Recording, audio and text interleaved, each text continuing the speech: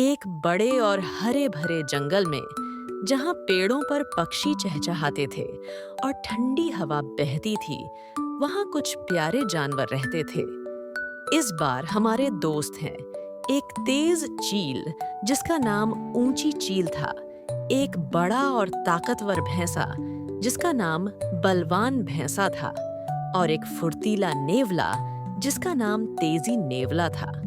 ऊंची चील बहुत ऊंचाई पर उड़ सकती थी और दूर दूर तक देख सकती थी। बलवान भैंसा बहुत मजबूत था और भारी चीजें उठा सकता था। तेजी नेवला बहुत फुर्तीला था और छोटी जगहों से निकल सकता था। एक दिन जंगल में एक बड़ी नदी थी। नदी के उस पार बहुत सारे मीठे फल थे जिन्हें सब खाना चाहते थे, लेकिन नदी पर बना पुराना पुल टूट गया था।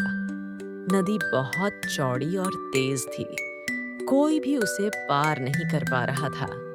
बलवान भैंसा ने कोशिश की, पर वह पुल के बिना नदी पार नहीं कर पाया। ऊंची चील उड़ सकती थी, पर वह अकेले इतने सारे फल नहीं ला सकती थी।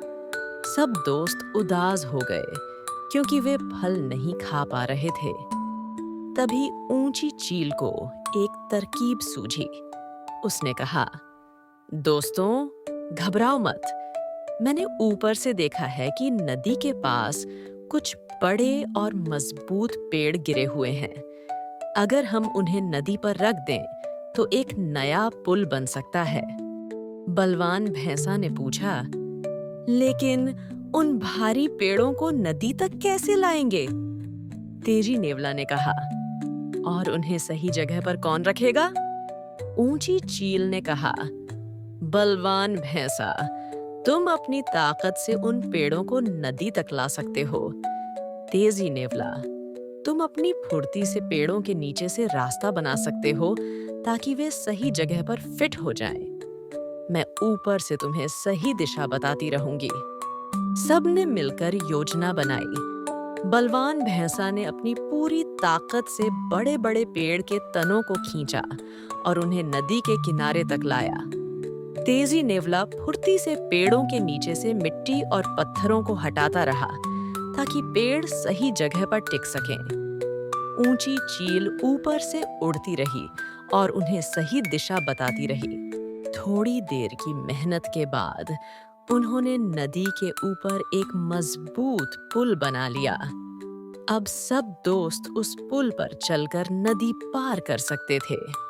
सबसे पहले ऊंची चील उड़कर उस पार गई।